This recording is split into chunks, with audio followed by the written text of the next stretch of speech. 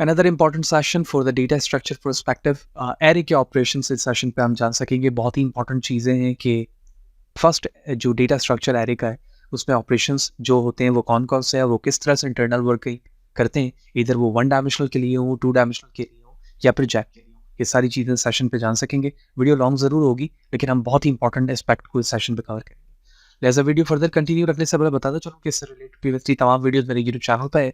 Father Hussain सी से search करके आप मेरे चैनल पर आएंगे, इसके प्लेलिस्ट पर जाएंगे जहाँ डिफरेंट डिसिप्लिन्स की वीडियोस है, जबकि ब्लॉग पे तमाम कंटेंट रिलेटेड मटेरियल है।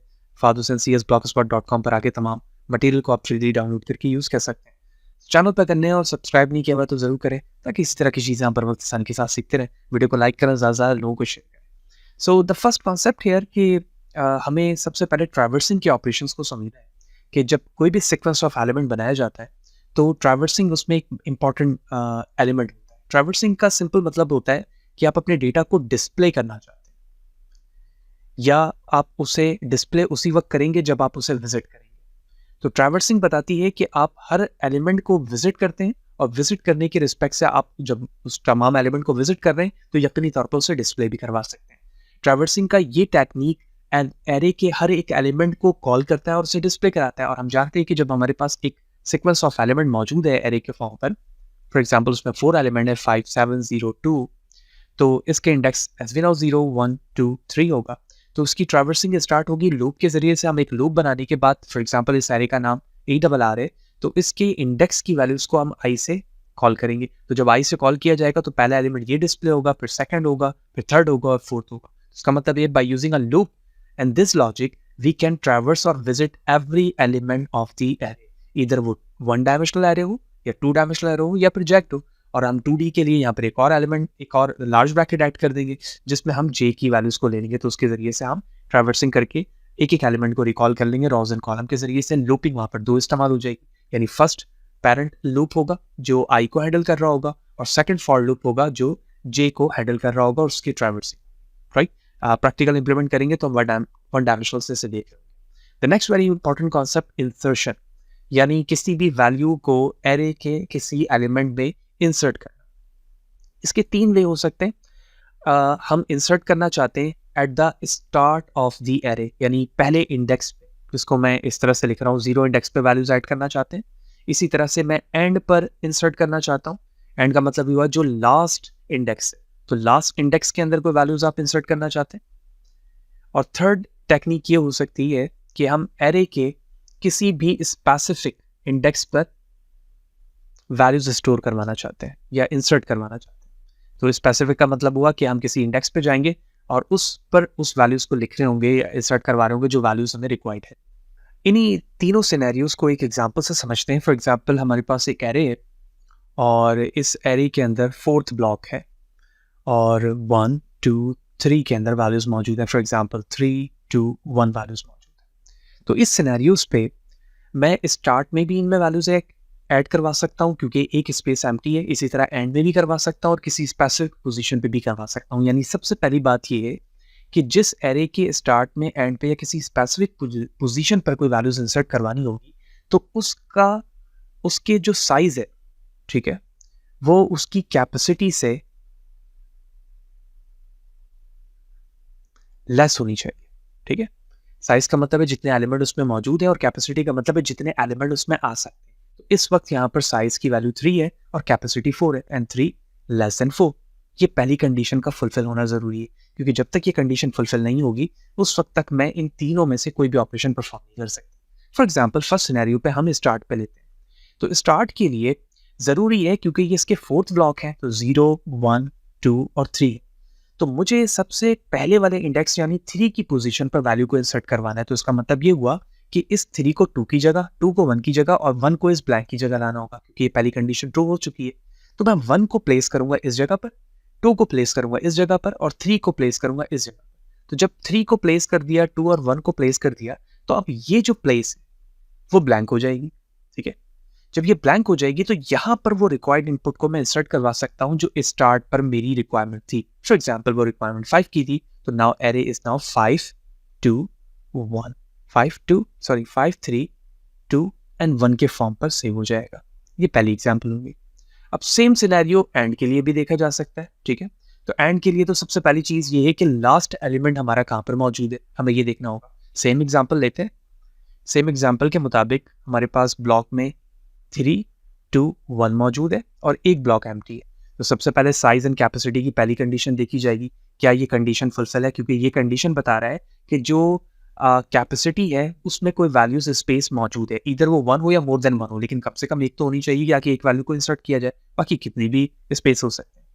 तो मुझे सबसे पहले तो ये चेक करना पड़ेगा कि इस वक्त लास्ट इंडेक्स पे वैल्यूज कौन सी है, ठीक है। लास्ट इंडेक्स में वैल्यूज, क्योंकि ऐसा भी तो हो सकता है ना कि इस तरह से एलिमेंट मजीद भी हो।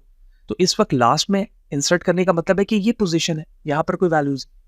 तो इसका मतलब ये हुआ कि जो ब्लैंक एलिमेंट होंगे या तो वो 0 होंगे या उसमें गार्बेज वैल्यूज होगी, ठीक है। इसी तरह से होगा गार्बेज वैल्यूज होगी। तो मुझे क्या करना होगा, मुझे सबसे पहले स्पेसिफिकली चेक करना होगा कि किन इंडेक्स तक वैल्यूज स्टोर्ड हैं। और जैसे ही मुझे गार्बेज या नल वैल्यूज जहां पर मिलती है, तो इसका मतलब है कि वो प्लेस है जो ब्लैंक है, उसी प्लेस में आऊंगा और वहां पर वो वैल्यूज में इंसर्ट करवा दूंगा जो हमारी रिक्वायरमेंट है, यानी जो जो रिक्वायरमेंट है उस पोजीशन पर मुझे इंसर्ट करवाने की, मैं लास्ट में आकर वाली वैल्यूज वहां पर ऐड करवा दूंगा। सेकंड सिनेरियो से अगर आप इसी प्रॉब्लम को सॉल्व करना चाहें, तो जो साइज की वैल्यू है, अगर मैं उस साइज की वैल्यू में 1 का इंक्रीमेंट कर दूं प्लस प्लस लगा के, तो ये 3 था, तो अब क्या बन जाएगा, इसकी वैल्यू 4 बन जाएगी। और उसी 4 इंडेक्स पे देखूं तो एक्चुअली वो वही इंडेक्स होगा जहां पर मुझे वैल्यूज इंसर्ट करवानी। 3 का मतलब है कि इस वक्त 3 वैल्यूज उसमें मौजूद है, ठीक है। और जब मैं साइज पर एक वैल्यूज ऐड कर दूंगा तो वो उससे आगे चला जाएगा, तो वहीं पर जाकर मैं इंसर्ट करवा दूंगा वैल्यूज। तो इन दोनों सिनेरियोज पर हमें ये समझ में आया कि जब भी हम वैल्यूज को इंसर्ट करवाएंगे तो हमेशा साइज की वैल्यूज को जरूर अपडेट करेंगे प्लस प्लस करके। इससे फायदा ये होगा कि जो साइज में ऑलरेडी इंसर्टेड वैल्यूज होगी, एक नई वैल्यूज ऐड होने के बाद उसकी वैल्यूज अपडेट हो जाएगी। और ये हमें करवाना है ताकि इससे फायदा ये होगा कि हमें दोनों कंडीशन पता चलती रहेगी कि साइज एंड कैपेसिटी के दरमियान जो हमें डिफरेंस रखना है वो बरकरार है या नहीं, क्योंकि उसी कंडीशन के बिहाफ पर हम किसी भी स्टार्टिंग कंडीशन पर, स्पेसिफिक कंडीशन पर या एंड पर जाकर वैल्यूज को इंसर्ट करवा सकते हैं। तो हमने दो देख लिया, स्टार्ट और एंड। अब हमने स्पेसिफिक इंडेक्स देखा। स्पेसिफिक इंडेक्स का मतलब ये हुआ कि अगर हम सेम ब्लॉक लें 3 2 1 के साथ, इस तरह, तो स्पेसिफिक इंडेक्स, क्योंकि हम एरे को आइट्रेट कर सकते हैं एरे से, इंडेक्स से, तो हम 0 1 2 3 पर वैल्यूज को जाकर डायरेक्टली भी जंप कराकर वैल्यूज को अपडेट कर सकते हैं। यानी मैंने कोई फंक्शन बनाया, और जैसे कि हम कोड पे देखेंगे भी, और वहां पर मैंने दो चीजें लेनी होगी यूजर से कि भाई आप पहले तो इंडेक्स बताओ और उसके बाद वैल्यू बताओ जो वैल्यूज आप देना चाहें। तो इसका मतलब ये हुआ कि वो इंडेक्स सबसे पहले तो चेक करेंगे कि क्या एरे में वो मौजूद भी है या नहीं, यानी एरे के अंदर वो प्रेजेंट होना चाहिए वो इंडेक्स, क्योंकि जब तक वो इंडेक्स होगा नहीं तो मैं उस इंडेक्स पे जा नहीं सकूंगा, ठीक है।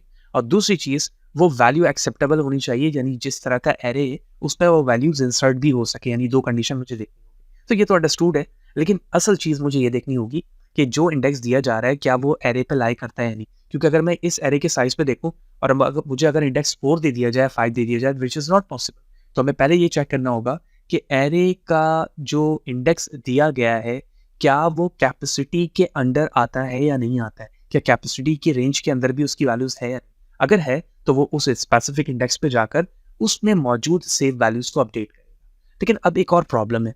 अब प्रॉब्लम ये है कि अगर फॉर एग्जांपल इसी सिनेरियोस पर, चेंज द कलर नाउ, अगर इसी सिनेरियो पर मुझे कहा जाए कि 2 इंडेक्स पे जो वैल्यूज है उसे अपडेट करो, तो अब देखिए सेम एग्जांपल यहाँ पर वही अप्लाई होगी जो अभी हमने ऊपर देखा।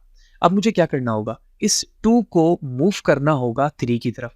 तो ये पहली वाली कंडीशन देखी जाएगी कि कैपेसिटी और साइज है स्पेस पे या नहीं, क्योंकि जब तक मेरे पास एक्स्ट्रा स्पेस होगा नहीं उस वक्त तक मैं 1 को मूव नहीं कर पाऊंगा। पहले ये चीज देखा जाएगा। अगर इसकी रोटेशन की स्पेस होगी, यानी इंडेक्स में ब्लैंक ब्लॉक होंगे, तभी उस स्पेसिफिक इंडेक्स पे वैल्यूज स्टोर हो सकेगी, ठीक है। तो मैंने इन वैल्यूज को यहाँ पर मूव किया और उसके बाद यहाँ पर वो रिक्वायर्ड इनपुट वैल्यूज स्टोर कर दी जो मुझे चाहिए। तो अब यहाँ पर जो अपडेट है और इंसर्शन है, ये दो अलग चीज है। अपडेट अगर मुझे कराने की जरूरत होगी यहाँ पर, तो मैं डायरेक्टली इसे रिप्लेस कर दूंगा, 1 को मुझे मूव कराने की जरूरत नहीं होगी। और इंसर्शन का मतलब ये है कि अपडेटेड वैल्यूज जो वहाँ पर ऑलरेडी मौजूद है वो लॉस नहीं होनी चाहिए। तो यही तो वजह है कि मैंने उसको आगे मूव कर दी। तो यहाँ पर आगे मूव किया, यानी उस एलिमेंट की वैल्यूज को, और उसके बाद जो इंडेक्स यहाँ पर ब्लैंक हुआ था वहां पर वो रिक्वायर्ड वैल्यूज इंसर्ट कर दी जो आपने अपने फंक्शन में दी थी। तो होप यू अंडरस्टैंड कि इंसर्शन में स्टार्ट वैल्यूज पर, एंड पर और किसी स्पेसिफिक इंडेक्स पर लॉजिकली वैल्यू की इंसर्शन किस तरह से होगी.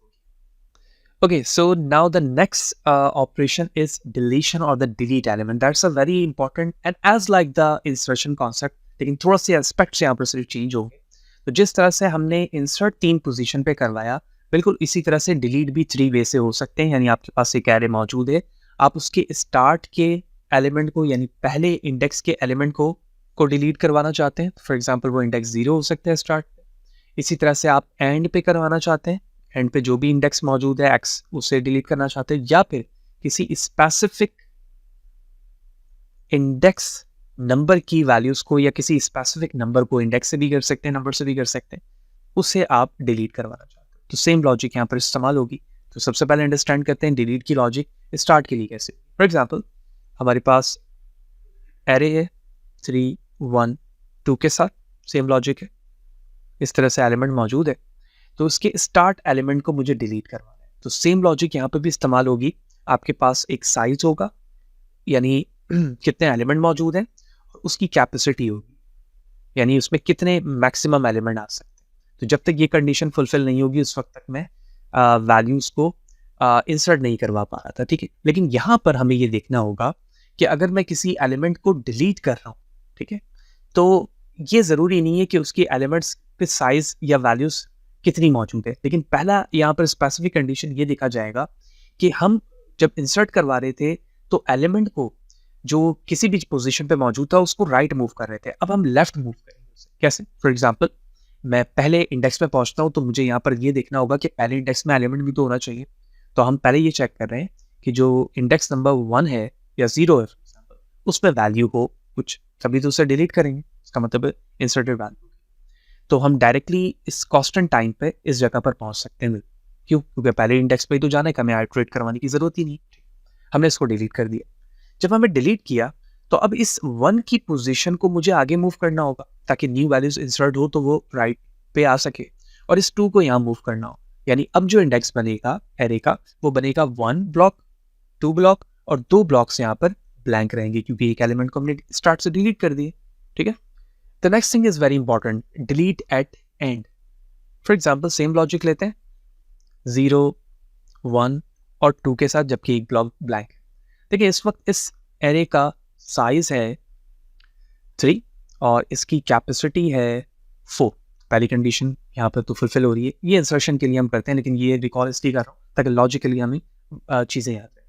भाई इस वक्त 3 इस एरे का साइज है, तो इसका मतलब ये हुआ कि इस वक्त थर्ड नंबर पे जो वैल्यूज मौजूद है वो लास्ट है.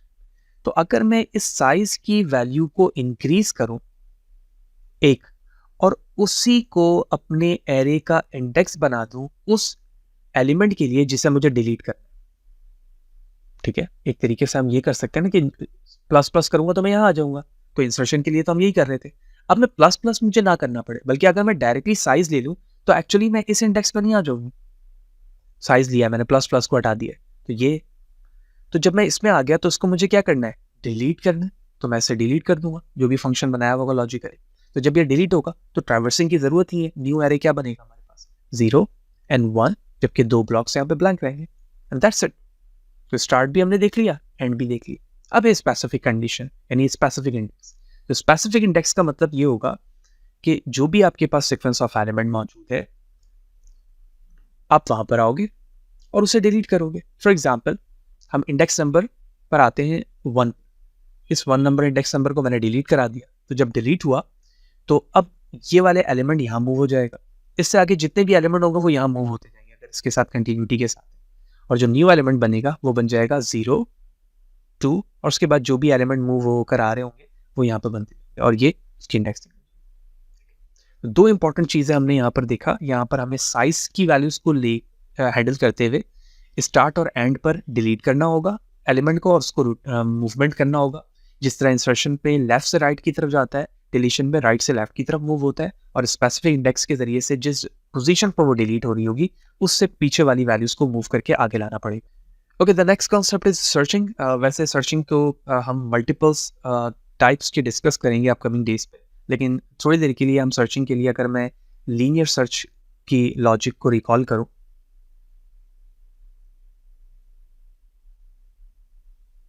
तो लीनियर सर्च के अंदर जो भी एलिमेंट्स होंगे उन तमाम को लीनियर वे से वो रीड करेगा और जहाँ पर वो रिक्वायर्ड इनपुट होगा उसके इंडेक्स नंबर को वो रिटर्न करा देगा। फॉर एग्जांपल हम फॉर लूप के ज़रिए से इस एरे को आइटरेट करेंगे तो इंडेक्स से स्टार्ट फ्रॉम 0 टू ऑनवर्ड इसमें कंडीशन अप्लाई की जाएगी और जो नंबर दिया गया है उसको हम एरे के हर एक इंडेक्स से मैच करेंगे कि क्या वो वैल्यूज़ किसी भी इंडेक्स की किसी भी वैल्यू से मैच कर रही है। अगर वो मैच करती है तो हम उसी की आई की वैल्यू को प्रिंट करवा कर बता देंगे कि इस इंडेक्स नंबर पर वो वैल्यू मौजूद है। So that is a very basic type of the searching, linear search और उसके अलावा बाइनरी सर्च, इंटरपोलेशन सर्च, ये डिफरेंट टाइप की सर्चिंग टेक्निक्स होती है जो हम आगे जाके देखेंगे। तो सिंपल लीनियर सर्च का इस्तेमाल करते हुए हम एरे पे मौजूद ट्रैवर्स करेंगे हर एक एलिमेंट को रीड करते हुए और चेक करेंगे कि जो वैल्यूज यूजर ने प्रोवाइड की है वो किसी भी इंडेक्स में मौजूद है या फिर नहीं। And the last thing is updation और द अपडेट। जिस तरह से अभी हमने डिस्कस किया इंसर्शन पे, तो हम वहाँ पर वैल्यू को जब इंसर्ट कर रहे हैं तो एग्जिस्टिंग वैल्यूज को मूव करके उसकी दूसरी पोजीशन पे लेके जा रहे हैं। लेकिन अपडेशन पर एक्चुअली ये होता है कि जब हम ट्रैवर्स कर रहे होते हैं तो किस इंडेक्स नंबर को या किस वैल्यू को अपडेट करना है तो हम उसी ब्लॉक पे सिर्फ जाएंगे। जैसे फॉर एग्जांपल ये 0 है, ये 2 है या 4 है, तो मुझे 2 को अपडेट करना है। तो एक्चुअली 2 को अपडेट का मतलब ये है कि 4 अपनी जगह से ना मूव होगा, ना 2 अपनी जगह से मूव होगा, बल्कि सिर्फ 2 इंडेक्स की वैल्यू अपडेट होगी। और फॉर एग्जांपल इस 2 को मैं 9 करना चाह रहा हूँ तो मैं इसे 9 कर दूँगा। ठीक, तो इंसर्शन पे डिफरेंट फॉर्मेशंस हो रही थी मूवमेंट के, अपडेशन पे नहीं होगी, डायरेक्ट उस जगह पर जंप करेंगे और उसके इंडेक्स नंबर के मुताबिक वैल्यूज को अपडेट कर दिया जाएगा। So that's all about the operations theory aspects, जिसमें हमने ट्रैवर्सिंग, इंसर्शन, डिलीशन, सर्चिंग और अपडेशन देखा। मेजर जो वर्क होता है वो इंसर्शन और डिलीशन का होता है, क्योंकि यही दो ड्रॉबैक है जिसमें हम देखते हैं कि हर एक एलिमेंट्स को n कॉम्प्लेक्सिटी के साथ, क्योंकि जब आप इंसर्ट कर रहे हो तो आपको n कॉम्प्लेक्सिटी रिक्वायर्ड रह रही है, सेम फॉर द इंसर्शन और डिलीशन, जिसकी वजह से यहाँ पर टाइम ज़्यादा और कॉम्प्लेक्सिटी ज़्यादा रिजल्ट हो रही है। तो इन्हीं प्रॉब्लम को रिजॉल्व करने के लिए फिर नेक्स्ट लिंक लिस्ट डिस्कस होता है जिसमें हम इसकी कॉम्प्लेक्सिटी को हैंडल कर रहे होते हैं। लेकिन इस वक्त हम एरे के ऑपरेशन डिस्कस कर रहे हैं, तो हम कुछ प्रैक्टिकल वर्क इंप्लीमेंट करते हैं C++ कोड में और इन्हीं लॉजिकल वर्किंग को इन अ सिंटैक्स ऑफ C++ कन्वर्ट करके तमाम ऑपरेशन को परफॉर्म करते हैं जो भी हमने यहाँ पर देख। Okay, here it is the code of C++। मैं VS कोड इस्तेमाल कर रहा हूँ, आप किसी भी आईडी पे प्रोग्राम रन कर सकते हैं, इधर आप विजुअल स्टूडियो पे करें, VS कोड पे करें, ऑनलाइन कंपाइलर पे करें या फिर डेफ पे कर रहे हो, डेफ C++ पे। तो सबसे पहले हमने एक एरे क्लास बनाई है जिसके 3 प्राइवेट मेंबर हैं। डेटा है वो एलिमेंट जो डायनेमिकली मुझे एरे में सेव करवाने हैं। साइज ये रिकॉल करेगा कि इस वक्त एलिमेंट कितने स्टोर हैं एरे में, और कैपेसिटी मैक्सिमम साइज बताएगा कि कितने एलिमेंट उसमें आ सकते हैं। फिर ये प्राइवेट मेंबर के बाद मैंने क्लास में कंस्ट्रक्टर बनाया है। कंस्ट्रक्टर में तीनों वैल्यूज डिफाइन हो रही है। कैपेसिटी के बराबर है, साइज इनिशियली 0 होगा क्योंकि कोई भी एलिमेंट नहीं होंगे तो वो 0 रहेगा, और डेटा क्योंकि ये पॉइंटर टाइप है, रेफरेंस है, तो हर एक इंटीजर का जो एलिमेंट होगा, कैपेसिटी का जो एलिमेंट होगा वो पॉइंटर टाइप यानी डायनेमिकली एलोकेटेड होगा। ये करने के बाद हमने डिस्ट्रक्टर के अंदर एरे के ज़रिए से जो डिलीट एरे है उसके ज़रिए से डेटा को डिलीट करवाया है, क्योंकि जब वो फर्दर यूज़ के लिए हमारे लिए नहीं रहेगा तो हम उसको फोर्सली डिस्ट्रॉय करा रहे हैं क्योंकि dynamically. The next thing is a very important, insert at beginning. तो इंसर्शन पे हमने देखा था कि अगर मुझे स्टार्टिंग पे इंसर्ट करवाना है कोड को तो सबसे पहले साइज एंड कैपेसिटी का फ़र्क देखना है, यानी साइज लेस देन होना चाहिए कैपेसिटी से। अगर ऐसा है तो फिर हम साइज के रिस्पेक्ट से एरे को लेकर चलना है। That's a very important thing. पहले हमने कहा कि साइज की वैल्यू यहाँ पर वही होनी चाहिए जो आई की है। साइज अभी इनिशियली 0 है तो पहली कंडीशन पे पहला एलिमेंट जाएगा और वो पहले ही वाले इंडेक्स पे इंसर्ट हो जाएगा, क्योंकि ये वाली कंडीशन तो चली गई क्योंकि यहाँ पर 0 ही है और 0 ही कंडीशन है, तो आई इज़ ग्रेटर देन 0 नहीं है, तो लिहाजा वो 0 एलिमेंट पे ही उसे सेव करवा देगा, क्योंकि ये फर्स्ट टाइम एंटर हो रहा होगा तो वो लूप में इंसर्ट नहीं हो सकेगा। लेकिन अगर नेक्स्ट टाइम देखो जब एक एलिमेंट सेव है तो अब आई की वैल्यू यहाँ पर क्या हो चुकी है, 1 हो चुकी है। तो क्या 1 आई ग्रेटर देन 0 जी हाँ है, तो अब उसके एक एलिमेंट कम हो जाएंगे। तो इसका मतलब ये हुआ कि अगर वो पहले एलिमेंट मौजूद था तो वो एलिमेंट्स इंसर्ट होने की वजह से पहले आ जाएगा और उस एलिमेंट से पहले एक न्यू एलिमेंट आकर ऐड हो जाएगा। क्यों? क्योंकि मैं डेटा 0 पे जो एरे साइज 0 है उसमें एक न्यू वैल्यूज लेकर आ रहा हूँ। ठीक, ये भी यही वाले स्टेप्स को मैंने शो किया था यहाँ पर। अगर आपको ये चीज़ें बेसिक वाली रिकॉल करें आप, तो हमने यही कहा था कि जब हम पहले कंडीशन पे वैल्यूज को इंसर्ट करवा रहे हैं तो जो वैल्यूज मौजूद है वो मूव हो रही है ना पीछे की तरफ, जब पीछे मूव हो रही है तो ये वाला स्पेस उसे मिल रहा है। तो यही वजह है कि हमने उसमें से माइनस करके वैल्यूज़ को कम किया, यानी जो वैल्यूज़ थी वो आगे की तरफ जाए ताकि प्रीवियसली हमें स्पेस मिल जाए। जब वो हमें स्पेस मिल गया तो हमने न्यू वैल्यू को इंसर्ट करवा दी। इसी तरह से मल्टीपल वैल्यूज़ इंसर्ट होती है। Insert at end very simple, जो साइज़ की वैल्यू होगी हमें वही लेना है, उसमें एक इंक्रीज़ कर देना है। यानी अगर 3 एलिमेंट मौजूद थे ऑलरेडी तो 4 की स्पेस मौजूद है, तो चौथे पे मुझे जाना है, तो साइज़ की एक वैल्यू बढ़ाकर मैं उस ब्लॉक पे चला जाऊँगा और जो भी इंटीजर एलिमेंट यूज़र ने मुझे दिया है वो वहाँ पर जाकर सेव हो जाएगा। तो वेरी सिंपल एंड के लिए।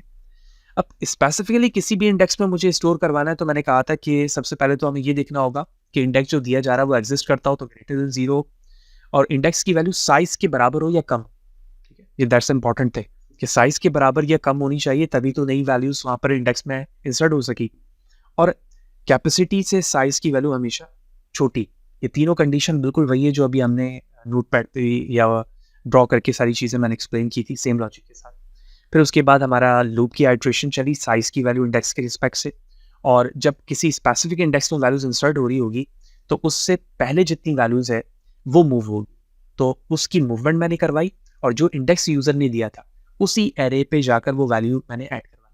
जब वो वैल्यू ऐड हुई तो ज़ाहिर सी बात है जो साइज़ हुआ वो इंक्रीज़ होगा, तो इसकी वजह से हमने साइज़ की वैल्यू यहाँ चेंज कर दी। तो अगर 5 एलिमेंट्स उसमें मौजूद थे तो ये 6 एलिमेंट हो जाएगा और उसकी वजह से साइज़ भी अपडेट हो जाएगा। Next, removing from the beginning. Removing from the beginning का मतलब ये है कि कोई एलिमेंट उसमें मौजूद होना चाहिए, तो साइज़ की वैल्यू यकीनी तौर पे ग्रेटर देन 0 होगी। अगर ऐसा है तो आइट्रेट करके हमें एरे के पहले लास्ट वाले इंडेक्स पहले वाले इंडेक्स में आना है, और जहाँ पर हम आई माइनस कर रहे थे क्योंकि हमें मूव करना था डायरेक्शन को लेफ्ट से राइट की तरफ, हम राइट से लेफ्ट की तरफ आ रहे हैं मूव करने के लिए। जब पहले इंडेक्स की वैल्यू मूव हो जाएगी रिमूव, तो प्रीवियस वाली तमाम वैल्यूज़ को उसके आगे लाना है और एक वैल्यूज़ उसमें से कम करनी है मुझे, क्योंकि एक वैल्यूज़ मैंने डिलीट कर दी है। तो सेम इंसर्शन की लॉजिक ही इस्तेमाल हुई, लेकिन वो रिवर्स ऑर्डर में हुई, और रिवर्स ऑर्डर में होने की वजह से साइज़ मैंने कम कर दिया और पहले इंडेक्स में पहुँचकर उसकी वैल्यूज़ डिलीट कर दी।